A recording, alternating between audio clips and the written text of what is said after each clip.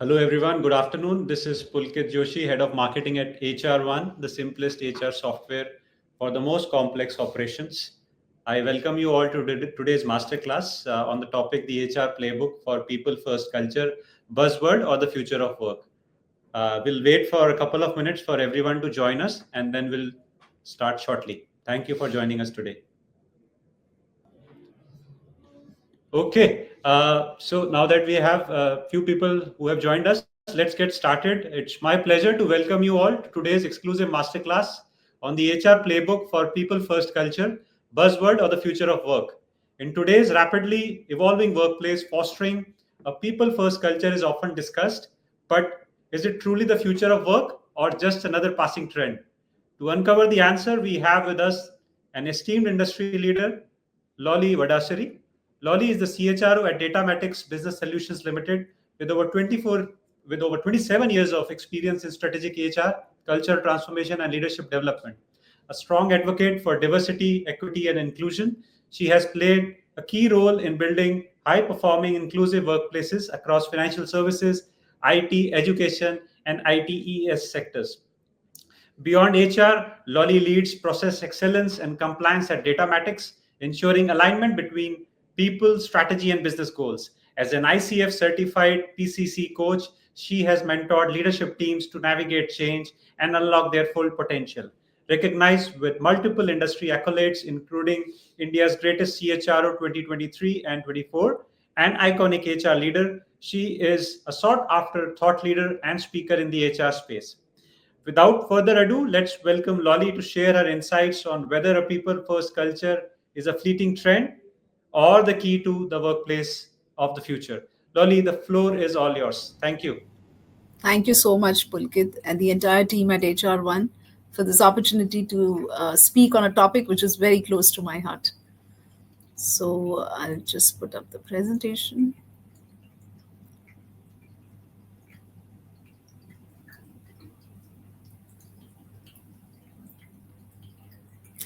Sorry. Yeah. So thank you again. And I think this, like I mentioned, is a topic very close to my heart because over the last close to 3 decades that I've been in the field of HR, I truly believe, and again, I know it may sound cliched because I represent the HR function myself, but I think organizations who focus on a people first culture are the ones who can really make the differentiating factor, whether it is driving organization growth, success, people engagement, all of it. Because if we really come to see, 95% of all business problems are actually people problems. So if we are able to create focused effort on making sure that we are able to do the right thing for the people, I truly believe you take care. And I think that's the ethos which we follow here at Datamatics Business Solutions, and this to make sure that we take care of our people and people take care of the business. So we'll start with this icebreaker poll. If each of you could sort of describe your company culture in one word, I think we have got the code out here which you can use to this, and I think that would come up as a word cloud if I'm not mistaken. So, how do you describe your company culture in one word?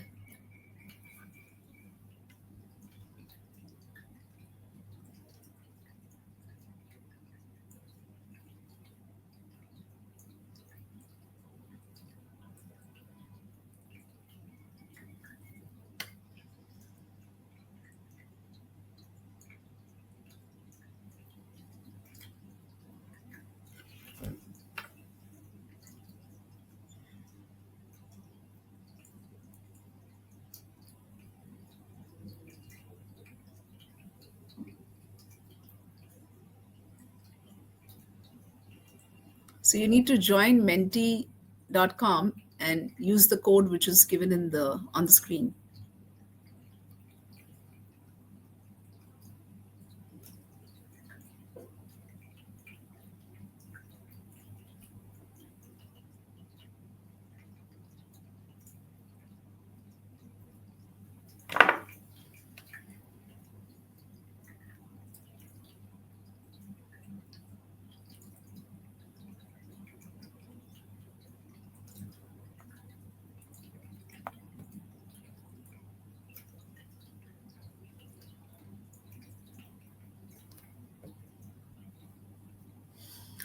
Okay, fantastic, exciting, vibrant, people friendly, supportive, awesome, stress free. Okay, so these are all the right words which represent the. Okay, great. So that's nice to, I think, which essentially means that for many of you who are writing this, that your organization is actually already following a people first culture. I think most of us on this call who are HR folks, one of the key challenges which all of us have is also always to see how we can get people come to work with a spring in their step every Monday morning. Mondays are typically the toughest for people to get to work. So how can we really get people, on with a spring in their step is always one of the key challenges. And I think, there is enough and more surveys done which shows that, like a Gallup survey, the recently done shows that 85% of employees are actually disengaged at work, which can be an HR nightmare. It can be a business nightmare, right? Imagine people are disengaged means they're not even giving their discretionary effort. They're probably some of them just doing the bare minimum, right? 50% of employees leave because of their managers. Again, this is a Deloitte study which was done, which shows that, um, we have all heard the adage people join organizations and largely leave because of their immediate managers. And this adage holds true then and even now, primarily because the simple fact that, uh, for most individuals, it is while they join the organization, when they interact with the manager, is their manager, giving the same kind of space, the same kind of upliftment for the individual, is really what he or she seeks when people join organization, right? So this holds true then and it holds true now, and it probably will hold true even in the future, because largely people associate as to their experience with the organization as to how well their rapport with their immediate manager is. And we all know that burnout is now an official medical diagnosis by the World Health Organization. So this is something which I think for all of us in HR, we need to take complete cognizance of the fact that how do we really make sure that we are able to create a culture which puts people first. 5 years to the pandemic. I think today is March 20, and I remember almost 5 years back to this day. I think the Prime Minister announced the national lockdown sometime on March 23rd. Time has flown, but we all know that what has happened with the pandemic has, in a way, sort of changed the workplace for good, right? And that change is going to be there for times to come. The reality is the pandemic has made people much more aware. So whether it's the Gen Zs or the millennials who are today not just looking at the paycheck, they're looking at something much more. They're looking at, is the organization that I'm joining going to be a place which will, let's understand that we're all spending our best hours at work, our best hours because the rest of the time either we are commuting to work or once we are back home, we're off to sleep. So the reality is the best hours of our day are actually spent at work. And if the work environment can be something which is not just uplifting you, it is helping you grow, it is helping you get recognized, that's where people look for a sense of purpose, right? So and the reality is that if we don't build a people first culture, we're sure to lose our best talent, because not everyone will be coming and sharing their feedback or saying this is what. Some of them who feel, they may give it some time and then they just say, okay, it's not working, I'm out of here. So that brings us to the real thing of, is it just a buzzword to be used, or is this really going to be the future of work? And I think the reality is that, um, if we look at calling a people first culture as just lip service, we may suddenly end up realizing that it's not yielding what we're looking at. So, if we could have a quick kind of a response on, how many of you think that people first is just corporate lip service?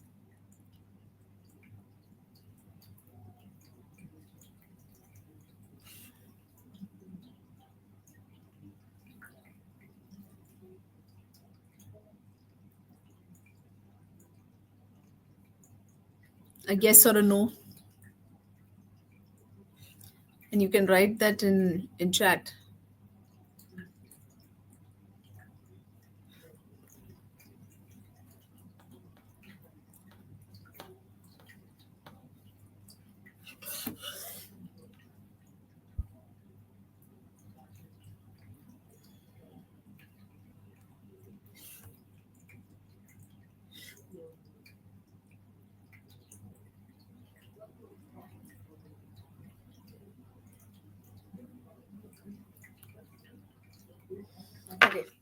So, what really is people first culture? People first culture, as we all know, is where employees feel valued, they feel heard.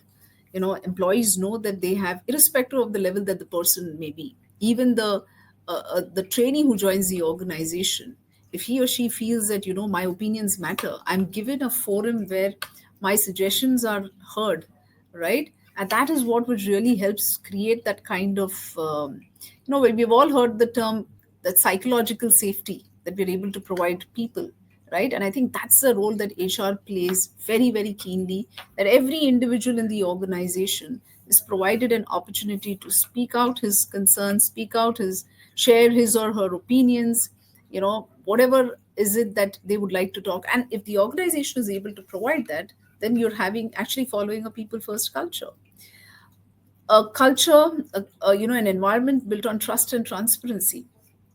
We've all heard of Netflix, the transparency that Netflix has, they call it as radical transparency. One of their core values is whatever is there that you need to share, say it to people's face. Don't say anything which you can't tell to somebody's face. Don't share it. If you want to share, be completely and brutally honest. And again, the honesty is with the effect that you want it to be the outcome to be what you want. There's purity of intent. You're not just being brutally honest just to undermine the opposite person. So I think organizations which create a culture of trust, transparency, sometimes you may be having the toughest times, and that's not the time to really hold back or say, oh, we'll just, why do we need to share this with people? The more you're able to be transparent and honest with people, right, uh, is where the people will also reciprocate. It doesn't become a scenario where people are guessing and assuming certain things. The next thing is in terms of the focus on learning, recognition, on growth. We all understand that organizations who promote learning, organizations which promote recognition, how are we rewarding and recognizing people who have really done good work, right? Because when you recognize those people, that's when the others in the system also understand that, hey, you know what, this is what I stand to gain when I do good work. Again, driven by employee feedback. Feedback can be sometimes as inane as, I don't like the tea or coffee in the cafeteria, but you do something about it. Every employee feedback is taken into consideration to make sure that you do something about it, right? And there are some things we may be able to cater to, some things you may not be able to cater to. But if you go back and tell people what are some of those things that can be taken care of right away, some which may be taken care of in midterm, and some slightly longer, I think people appreciate that honesty and transparency. Now, what are some of the things it is just not, right? So, people first culture is not just an HR buzzword, right? It is not a temporary trend. It is here to stay. Organizations who do not adopt a people first culture are bound to be, um, you know, facing the challenges when you don't. If the focus is only on everything else but people, it is bound to fail, right? And it is definitely not something which is just some kind of perks without any real engagement. And definitely it is not a quick fix for just satisfaction scores. So some of the key pillars of a thriving people first culture include the concept of trust and transparency. Do employees really trust the leadership? you know I always believe that being a leader is like being in big boss's house, right? You have people watching you, you have people looking at seeing whether they can emulate you, right? And what is it that you say is sacrosanct. So leaders have to be looking at, are they creating the right climate of trust and transparency? Are employees being able to see a future in the company?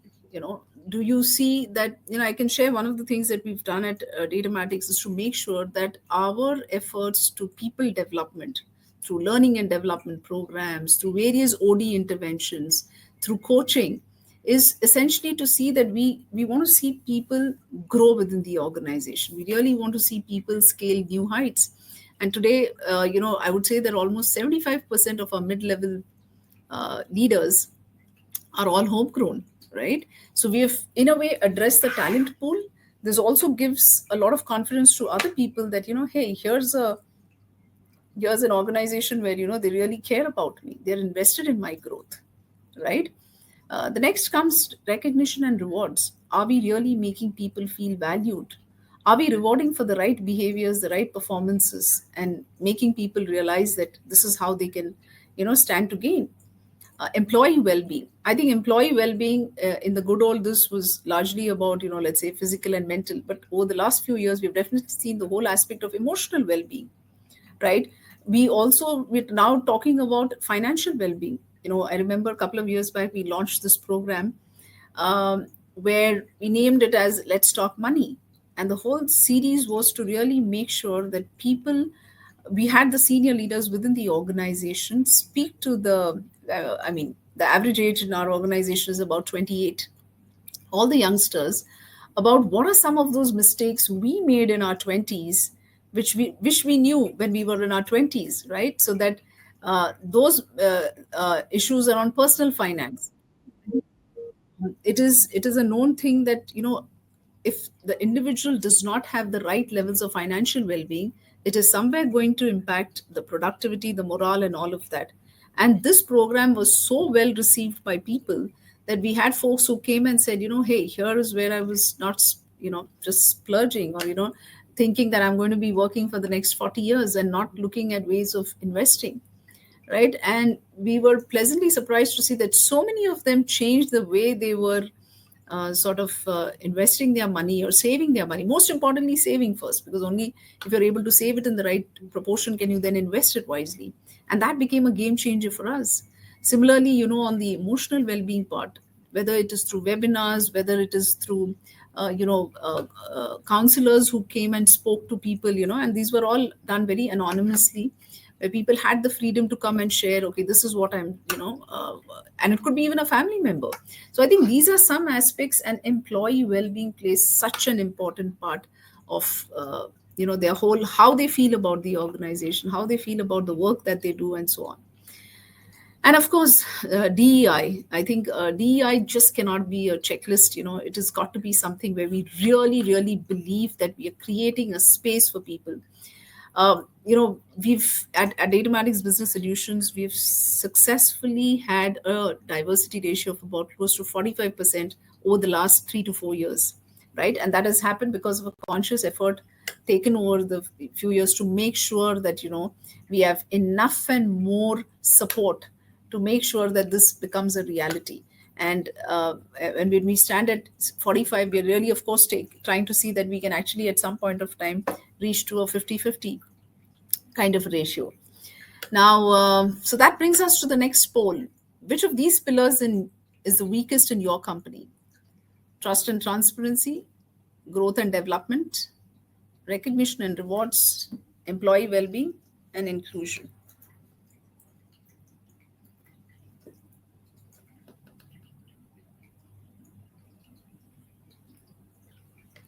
Okay.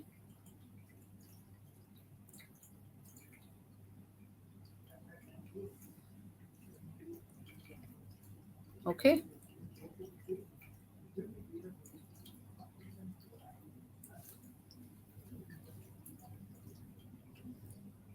It's good to see that many of you have said that trust and transparency, employee well-being, and inclusion. And okay.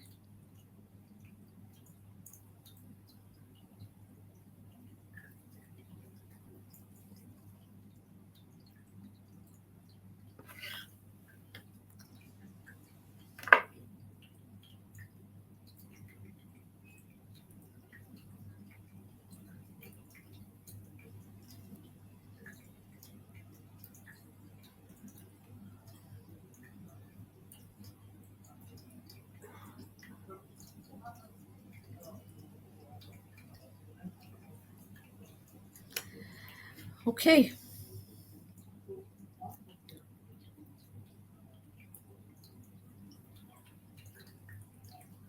We will have a Q&A round towards the end, and I think probably at that time we can share some more insights in terms of.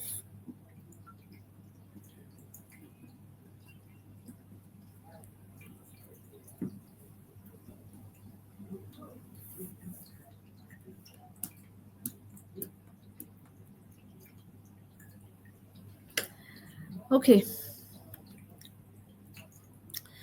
now, is there a real business case as to why HR and leaders should care, right? The reality is, statistics show that companies with highly engaged employees see actually 23% higher profits. This was a Gallup survey which showed these results. Similarly, toxic cultures are 10 times more likely to drive attrition than low pay. Gone are those days when people think, oh, I'm just going to go because there's, a higher pay in a particular organization. People are looking at it, and it's irrespective of levels, right? At a more holistic package. What is it that when I'm joining the organization, it's everything to do with? Today, people would go and check a lot more through their informal networks. What are people saying about the organization? What are people saying about the people practices? What are some of the ex employees saying? Are your employees, even who have moved on, becoming ambassadors for you? Are they evangelizing the organization, or are they, just talking trash? So how do you really make sure that, so culture is eventually not just what the existing people in the organization would speak of, but it's also people who have moved out, and they are the ones who will be talking to five other people about it, right? So it's very, very clear that there is a very strong business case. We all know the very famous story, which I think Satya Nadella, in his autobiographical book Hit Refresh, has talked about how Microsoft, and a huge giant of an organization like Microsoft, the culture was, literally in poor shape when Satya Nadella joined. And I think one of the best playbooks for, of how a people first culture was created. So, before Satya Nadella joined the organization, some of the key challenges were, of course, that it was very rigid, very competitive. People were working in silos, and everyone within the organization, whatever they knew, they felt that they know it all, right? Declining innovation. There was no real innovation coming through. The employee morale was probably at one of its lowest just before he joined it. And the beauty is, and I would really urge those of you who are on the line, if you have not read the book, do read the book Hit Refresh, which is an amazing story of how cultures of the largest of large organizations can really be transformed. So Satya Nadella was really instrumental in making sure that the whole mindset, it was a complete paradigm shift from a know-it-all to making it a learn-it-all culture. The continuous learning. In fact, in the book, he's covered about how he ensured that empathy, right? He said for innovation, empathy is key.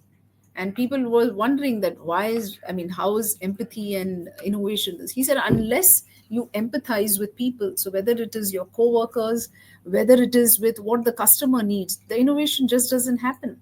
So starting from a mindset of empathy, being able to put yourself in the shoes of the other person became so key.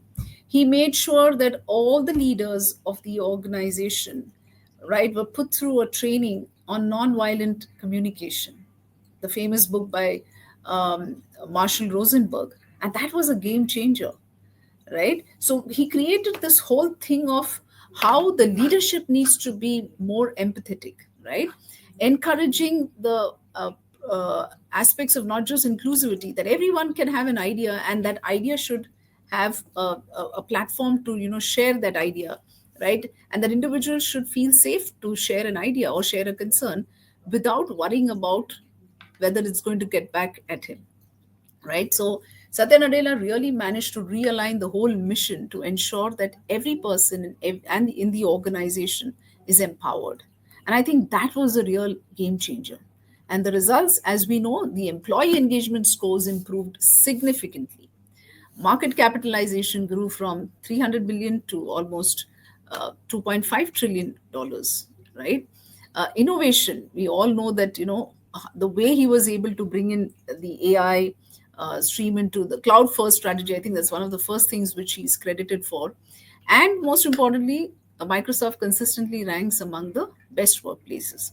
So I think here is a classic case of how he was able to transform, a giant organization like Microsoft, but with a whole approach that if we take care of the people, if we do what's right for the people and change the people mindset, the organization is going to automatically thrive. So, what are some of the key takeaways there? The first thing is that culture change starts at the top. right? It is one thing that if the top leadership is not convinced about it, you can't do much down the line. Most importantly, empathy and continuous learning.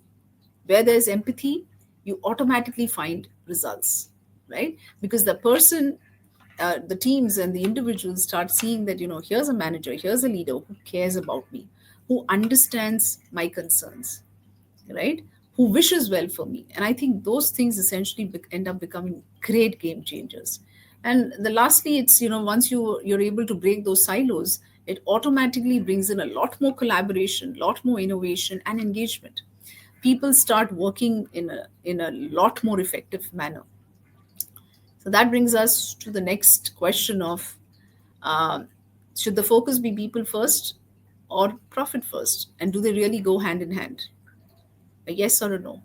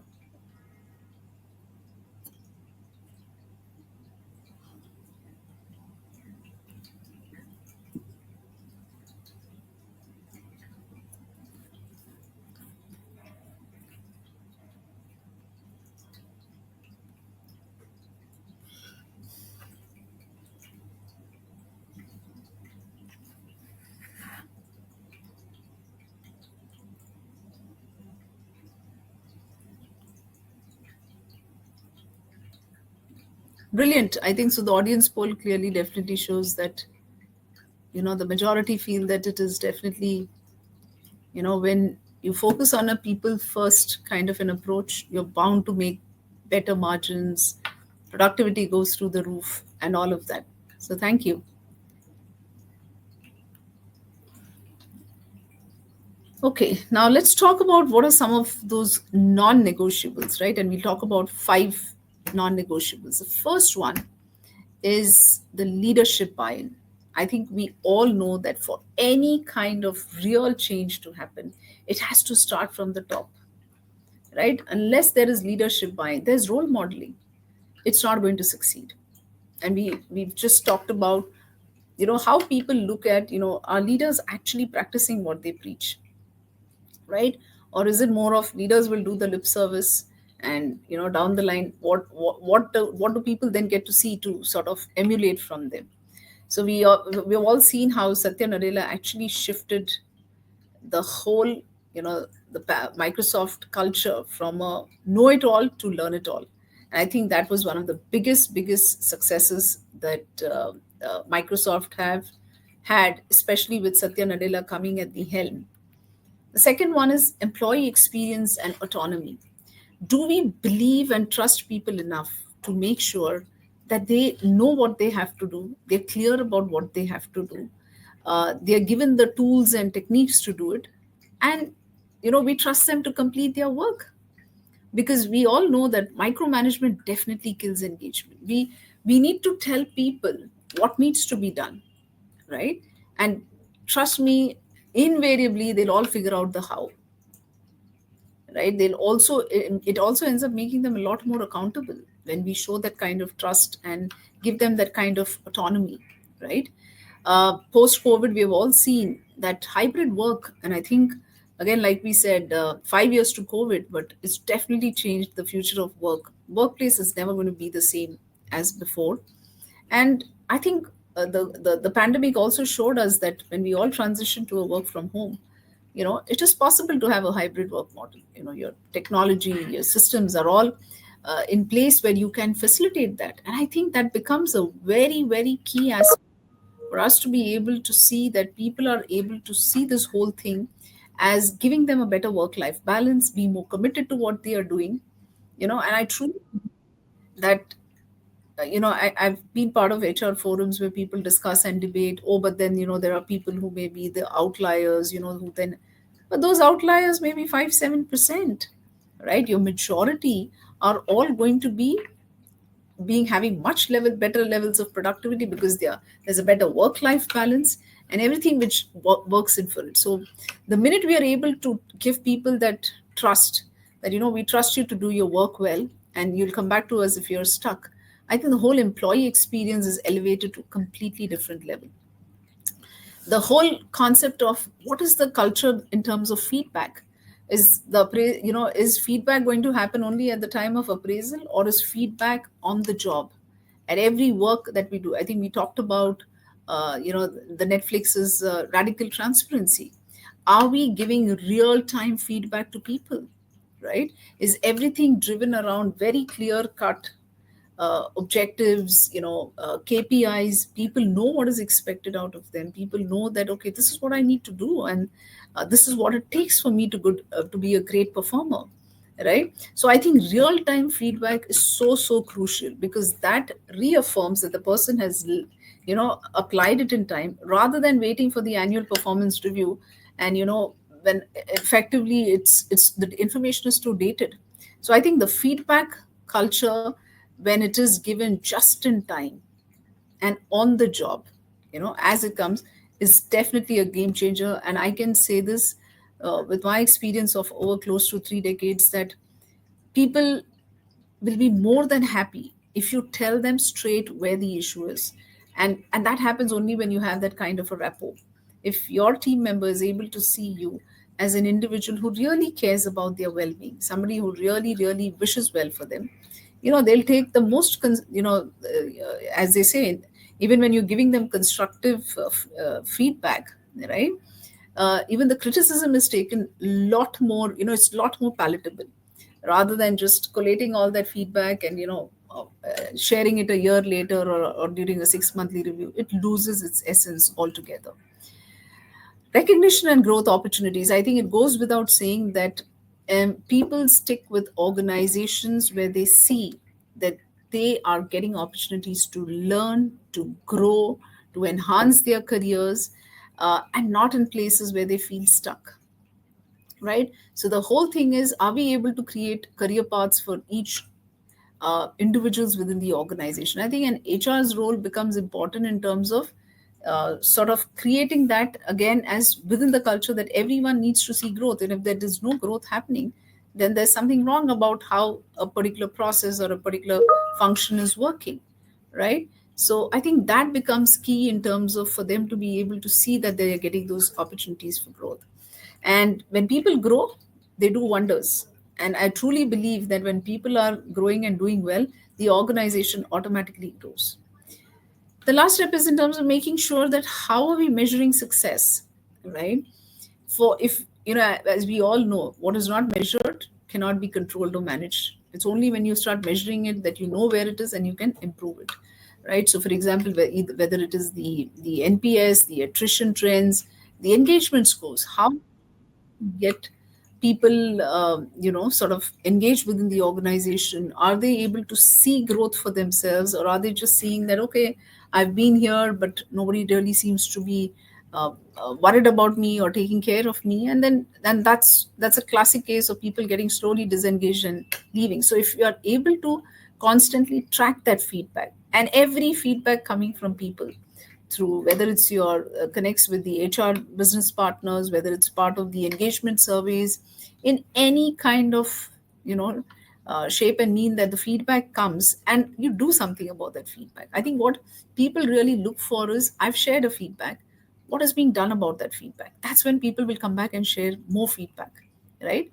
They'll even come back and share what works for them, and what they've liked about it and what they have not liked, right? So keeping those channels open to see that people can they know where they stand, I think is again very crucial. Yet another survey. So, what do we think is the biggest blocker in creating a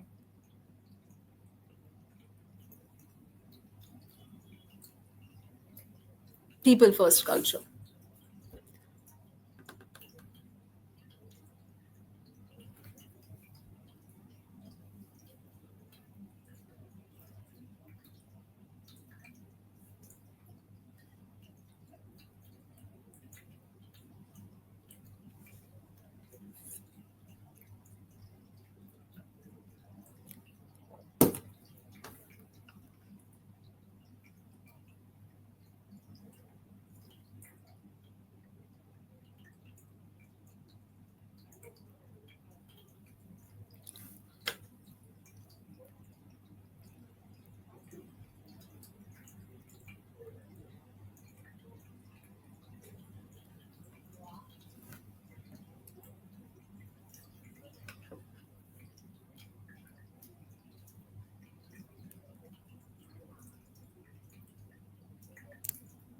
So, lack of leadership buy in is considered to be the okay. Resistance to change is also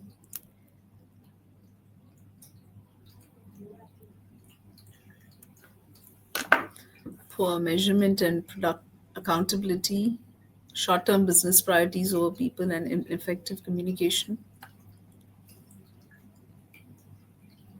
Okay,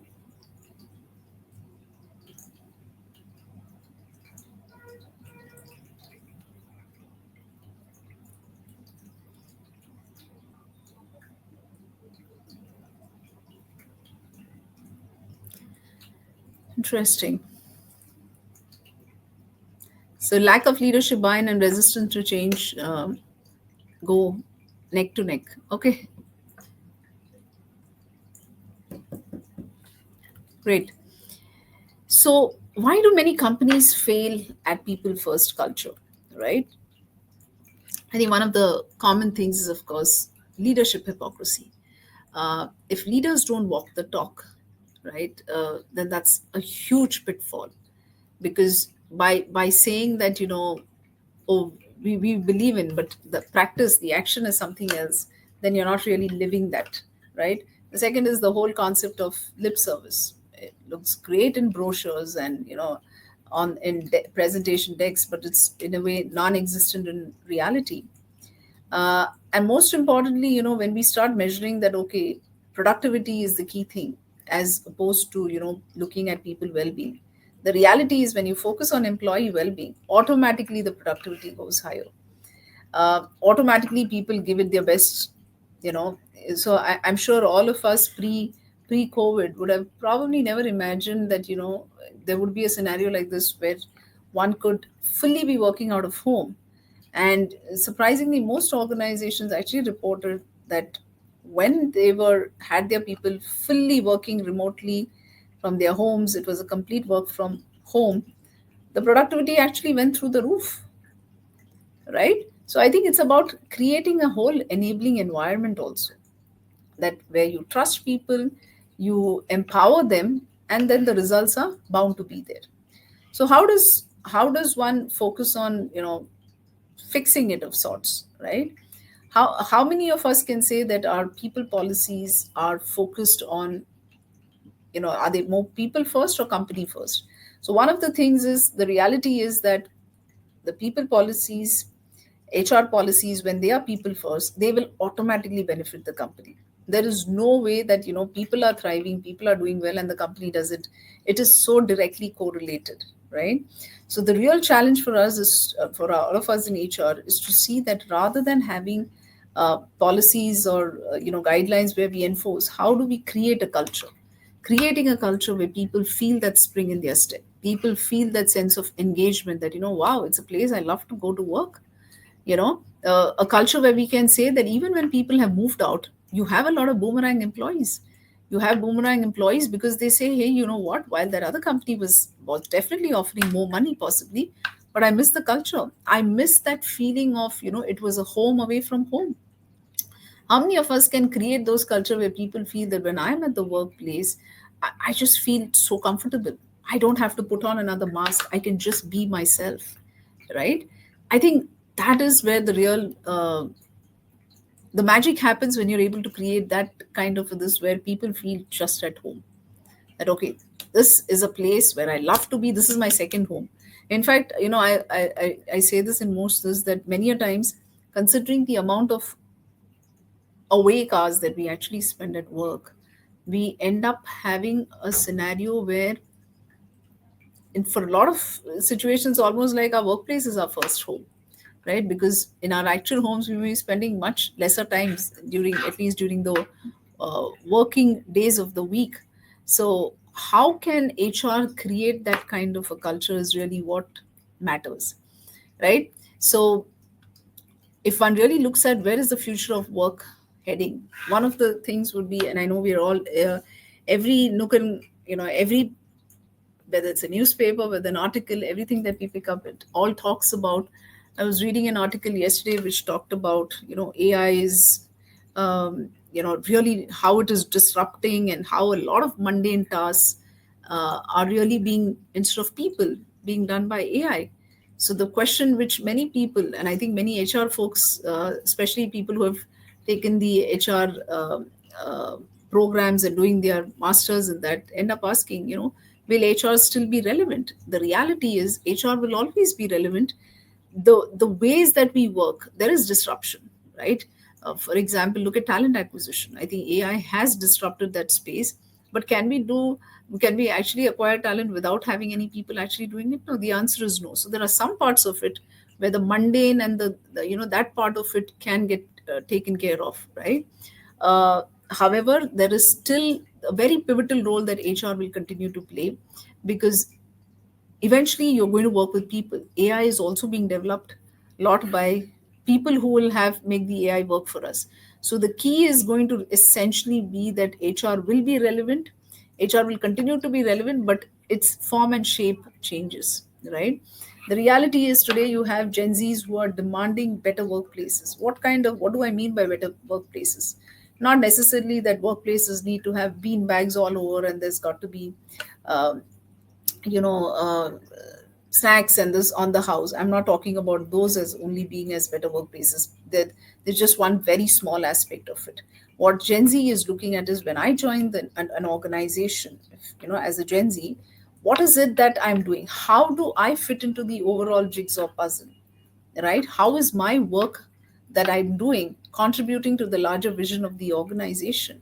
And I think that's where the key will be. Do I have a kind of environment within the organization? Is the environment conducive to bringing out the best in me? Is the environment helping me grow and thrive and become the best version of myself?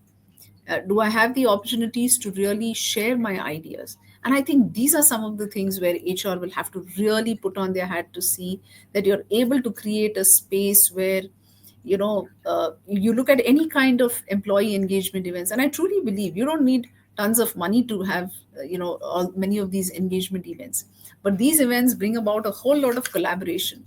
It brings in a lot of the harmony within different teams. It helps people grow in ways that people may have not imagined that they could do. It gives them an outlet for creativity, right?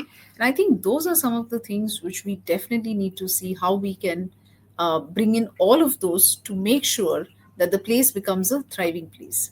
Some of the industry predictions are, of course, that by 2030, 70% of employees are going to prioritize culture over salary.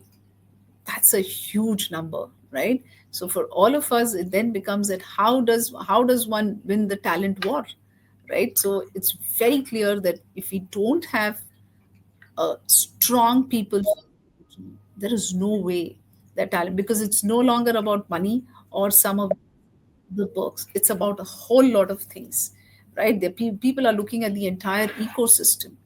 Do I want to be there? Does the organization really value me? What are people within the organization speaking about the organization? Do they care for us as individuals, and so on? So as we conclude, some of the things for us to take away in terms of some of the actionable takeaways, which, if any let me see if the chat is.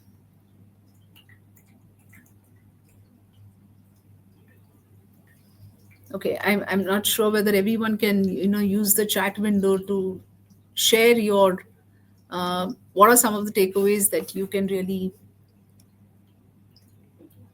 I mean, nothing of what we talked about is essentially uh, something that you may not have heard. But what are some of those things that you really feel that one can take away? I'm not very sure whether you can use the chat window.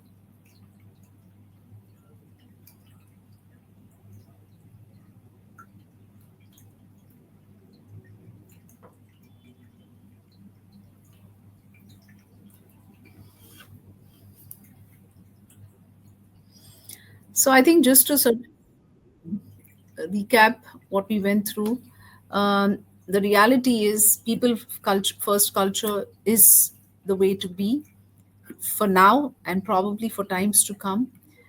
Because essentially, as we discussed right at the start, 95% of all business problems are people problems. So if you take care of the people, people will automatically take care of the business and the clients. And that's what creates a win win situation for all in the ecosystem. Organizations which prioritize employee well being, employee growth, recognizing, valuing, creating that right kind of environment for people to give their best are bound to succeed and thrive. And I think that's what essentially becomes a huge game changer for organizations who've moved from just being focused on everything else but not people, and the ones who actually focus on people. So those are things which definitely they can reap.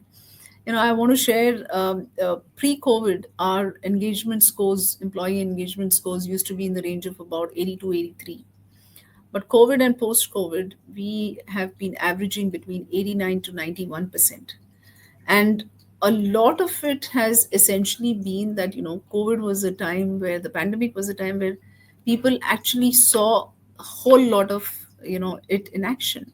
So I think what people are really looking for is not just that what leaders or, what people are actually saying, but what is it that they're actually doing, right? So if we are able to create, when we say, it may feel very fancy during induction to tell people, oh, we are an organization who cares for people, and so on and so forth. But people actually see that, is it being practiced? In one of the slides, what we talked about, are people actually, our leaders and others within the organization actually saying and doing what they actually say they do. So it's about people constantly looking for that kind of reassurance, right? Okay, so what is that one action that you think you can start taking, maybe starting today or tomorrow?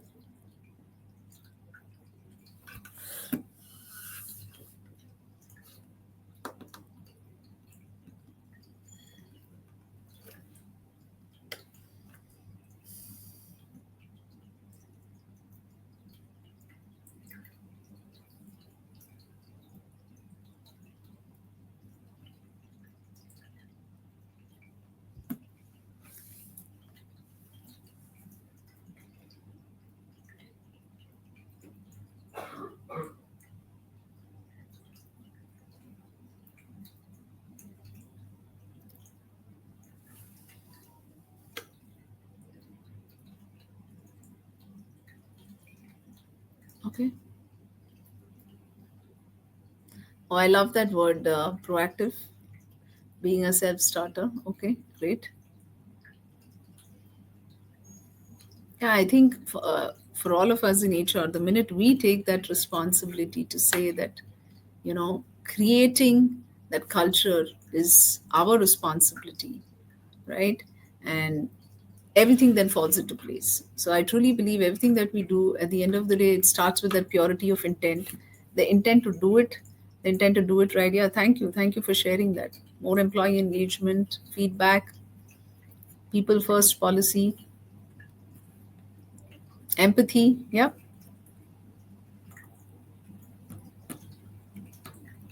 growth opportunities.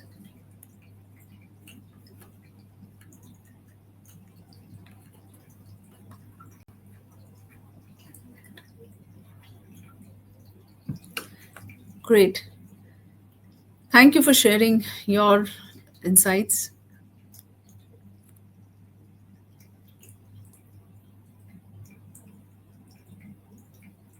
Yeah, real time feedback, absolutely.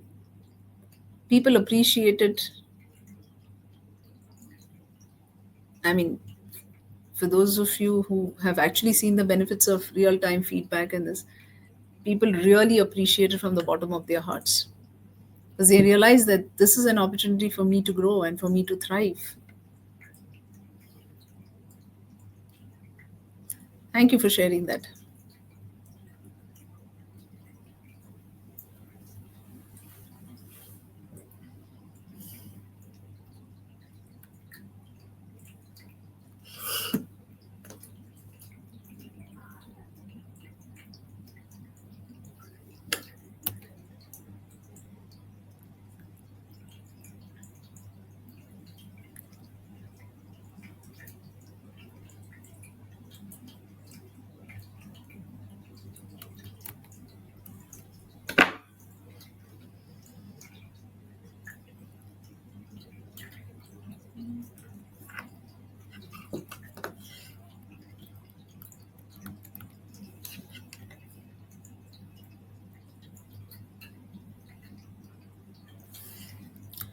Okay.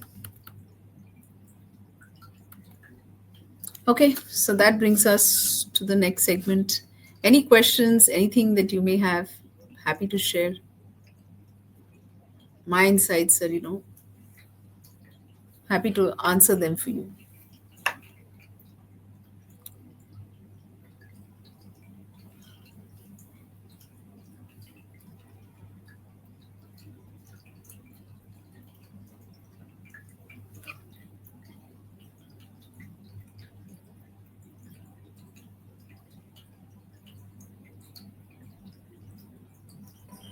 Uh, thanks.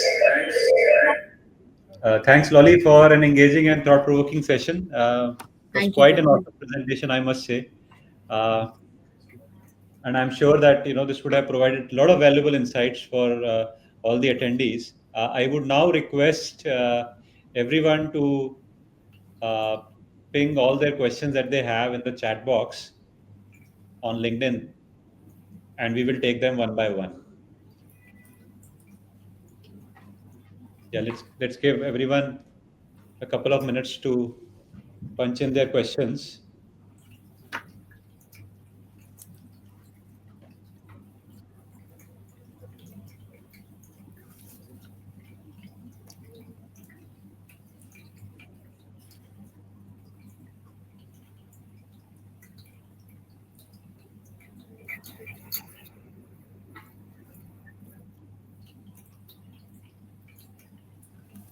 Okay, Lolly, so we have one question for you. This is coming from Omkar Shingare. Can you Mhm. please share some insights on HR versus AI? HR versus AI. Yeah, Okay. I hope So I I got the. think, Yeah, that's how it is written. okay. So I think HR is one of the, AI is, of course, disrupting almost every function, right? And HR is no exception. So if I don't know how to read that question, but I'll try addressing it the way I've understood it. Uh, it could possibly mean that, can AI replace HR? I don't think so, because uh, I think the human connection, the human touch will always be required, right? So there are some functions of HR. So like I said, talent acquisition, the whole data analytics piece and all, which largely, yes, talent acquisition, I would say maybe 40-50% can get taken over by AI, or the analytics piece, right? The employee engagement to a small extent. But the reality is today, for the real engagement, when people want to really have those conversations, you can't just have bots and all. Bots are okay up to a certain this. In many of the instances where there is that one-on-one connect, is where people really feel that sense of engagement. So I'm not sure, Omkar, if you're online, if that addresses your question, or if there's something in specific that you have, then maybe one can address that.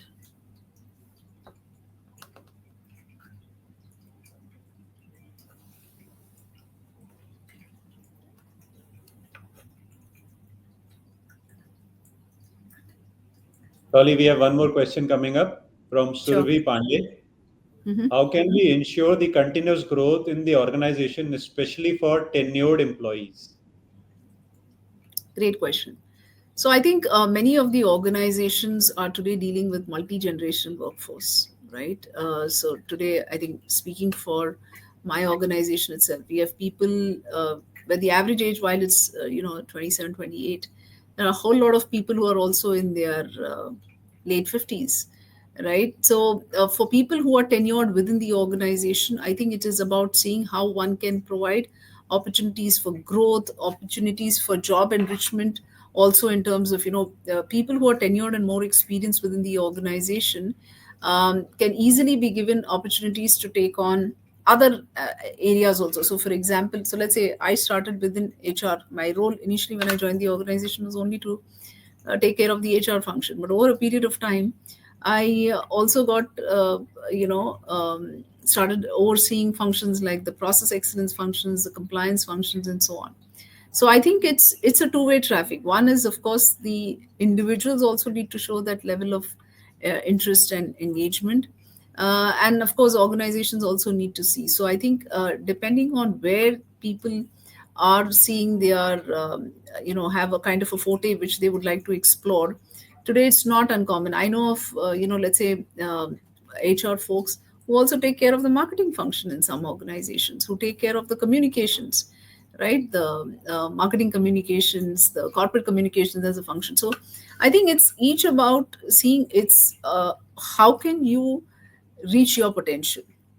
So for tenured people within the organization, it's about, there's no one size fits all. So it's about seeing how it can be customized. It's about seeing how one can have those conversations to see what really excites the person, what else does he or she want to explore, and be at their best. So we have had cases where people have moved over, let's say, from operations to the sales function, or from operations to account management. Some people have moved to marketing. Some people have moved into IT, right? So I think more conversations of having those job enrichment or career enhancing opportunities are crucial to have those transitions taking place. I hope that addresses. Yes, let's get to the next question, Lolly. And Yeah. this is in the world of startups, in which a very few prioritize people first culture. Is Hmm. this something which can be compensated later as the company grows in size? Very interesting question. So, in the early years of my career, I've worked with startup organizations. And, in a startup phase, many a times it is about, rampant growth, fast track growth. And you may have the founder, many a times it could be a founder CEO. So, oh, I need people as of yesterday. I need this to be done, that to be done. And I think that's where HR plays such a pivotal role. I remember my very first organization was not very first. The very first organization where I was leading HR was a startup organization, and there was this whole challenge of we had to hire a whole lot of people with, at that point, I'm talking about way back in 2000. Cutting edge technologies of Oracle and developer 6i. At that point of time, they were like today's the AI and all that we're talking about. And we were a startup company, so it was a challenge to attract people and get people on board, right? So we needed those people. At the same time, we also were poised with this, and how do we, because there were business commitments and this, we needed people as of yesterday. But I remember telling my CEO then, who was also the founder of the company, that you know what, we need to give people the time to serve their notice periods and come in. And we cannot ask them to just come in without serving their notice. And I think those are practices where HR plays a key role in making sure that you're setting the right policies in place right from the start, because otherwise as you grow, then it becomes much tougher. So it may be tougher to put it at the start, but that will yield in the long run a lot of dividends. So I think HR therefore plays a very pivotal role in seeing how they can influence various stakeholders in the whole picture to see that we're doing the right thing. Thank you for that, Lolly. Next question is from Gayatri Singh. She says, insightful session. Great to know your perspectives on wellness and culture. Uh, is there anything that HRs should focus specifically on wellness when it comes to developing a people first culture? So on the wellness aspect, Gayatri, I think there are multiple aspects to the wellness, gamut. So right from physical well-being, right? I think on the physical well-being, in addition to everything that one does with as part of the health, the mediclaim and all of that, conducting regular sessions. So I can talk about some of the best practices that we have done in my current organization and even previously wherever I've worked, is to see that how we can make it a kind of a regular phenomenon. Otherwise, you take a mediclaim policy and then that's over. But how are we having those periodic checks? How are we encouraging people to go for those health checkups, right? On the physical side of it. On the mental side of it, it is of course making sure that we are seeing how the work gets allocated. Is there enough and more opportunities for people to have that kind of space where they can grow, they can learn, and at the same time also maintain a kind of a work life balance. Similarly, I think during the talk I also talked about the whole financial well-being part, right, which is such a pivotal aspect in today's day and age. I think we see a lot of cases of people where they have rising credit card debt, and people sometimes don't realize it when you incur a debt, that's suddenly you get stuck sometimes into a debt trap and it becomes very difficult.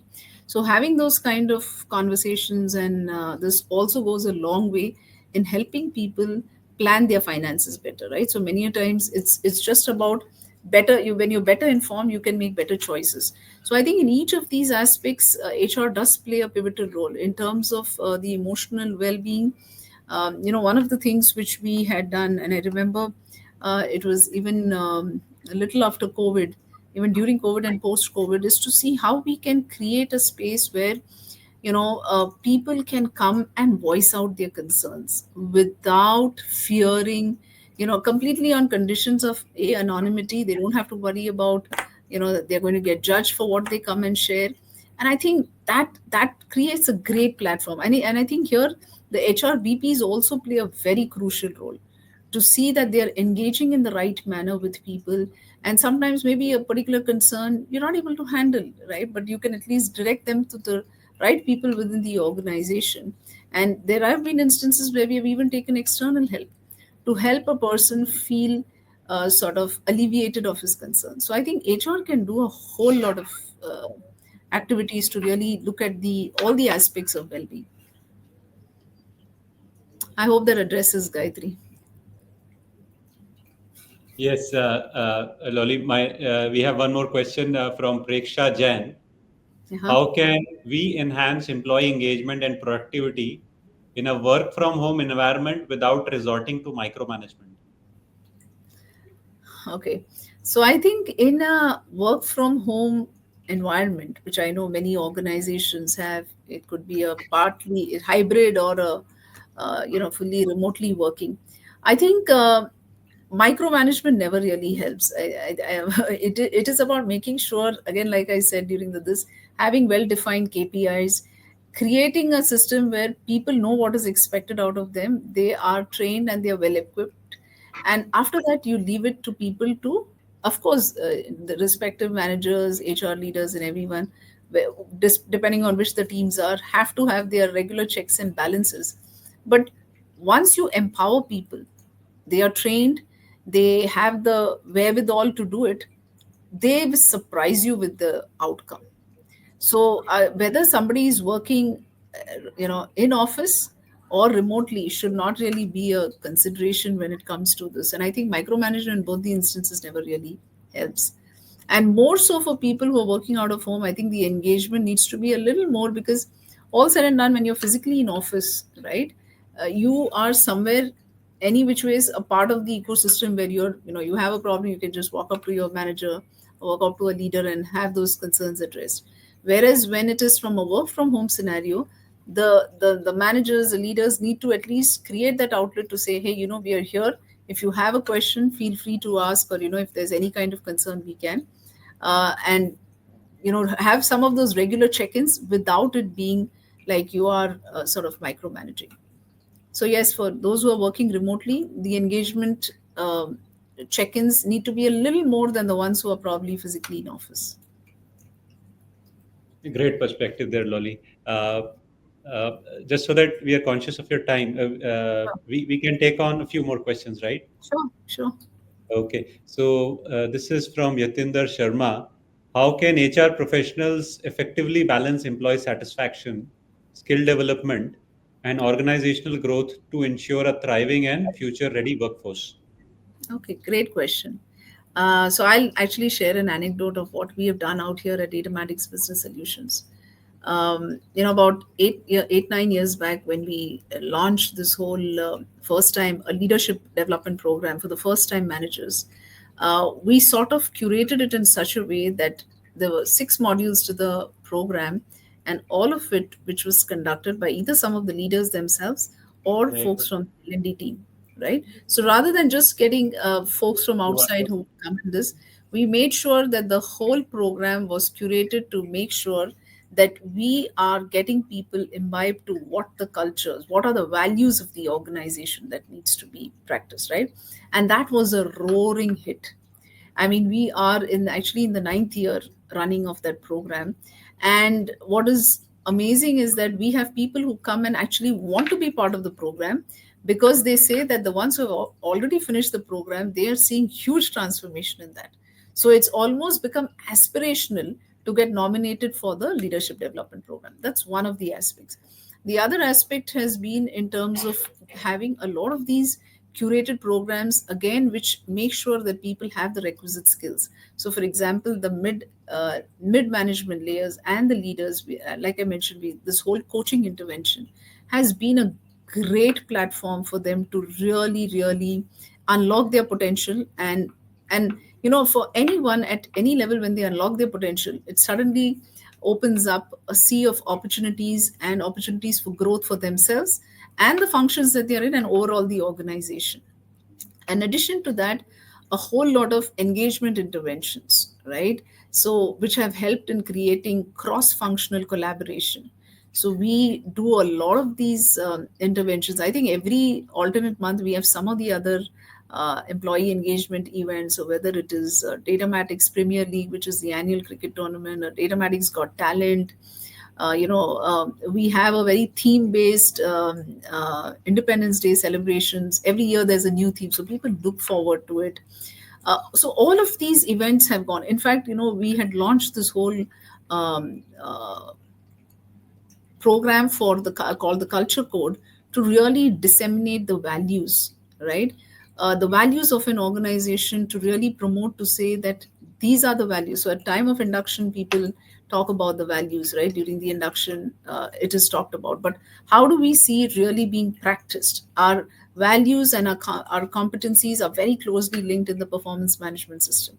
So a lot of this go a long way in making sure that the right values, people displaying those values, are acknowledged, recognized, and rewarded for showcasing those values. So all of this together becomes very instrumental in creating a thriving organization.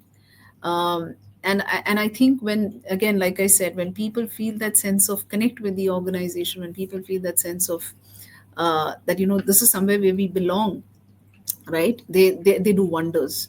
We have had people who have been with us for 15 years, 20 years, and it's really worked. And I think I also mentioned during the presentation earlier that the 75% of our mid-level leaders are all homegrown. They're all people who have joined early in their career, so they become the biggest ambassadors and the role models for the newcomers who come in. And these journeys have happened like really fast. In about 10, 11 years, people have grown across multiple levels. So some of these learning and development interventions have really been game changers that way. Awesome. Thank you, Lolly. This one is from Kailash. In a Mhm. cross-cultural setup, India, Europe, Americas, what are the Mhm. best practices with respect to HR policies to bridge the gap? So I think a lot of it, when you're talking about cross border this, and you're talking about cross functional teams across various this, a lot of it would be in terms of making sure that the cultural sensitization part, policies which do not have a bearing on the local governing statutory this, other than those policies, which of course has to be customized to what each country needs. Keeping uniformity always helps, right? Where, because let's say you have people across various countries who meet up, and so at a broad level, the people policies need to be largely coherent throughout. But unless, like I said, the superseding factor would be if there is something which is very specific to a country that one is operating in. And the rest of the things largely remain the same. See, people, whether it's in India or anywhere across the world, I think the basic tenets of how we deal with people remain the same. So that doesn't change. So I think if that is taken care of, right, all the other softer aspects that we talked about, I think you're in good hands. Awesome. Thanks a lot, Lolly, for patiently answering all the questions with such detailed insights. I truly appreciate that. And once again, from each one of us at HR1 here, we thank you for joining us today on this masterclass and Thank sharing your you. knowledge and wisdom with the audience. Thank you A so big much. thank Thank you. Thank you. A big thank you to all the participants for joining us today. If you would like to continue engaging in more such insightful masterclasses, be sure to join HR1 Commune, our exclusive platform for HR professionals to learn, connect, and grow. Uh, we are going to flash the QR code for you to join the platform. I think it's already visible. So if you would want to be part of HR1 Commune, please go ahead, scan the QR code, and make sure that you create your login ID to be part of HR1 Commune. Again, thank you for joining us today. Stay tuned for more upcoming masterclasses, and until then, keep fostering innovation and people first cultures in your workplaces. See you all next time around. Thank you. Thank you.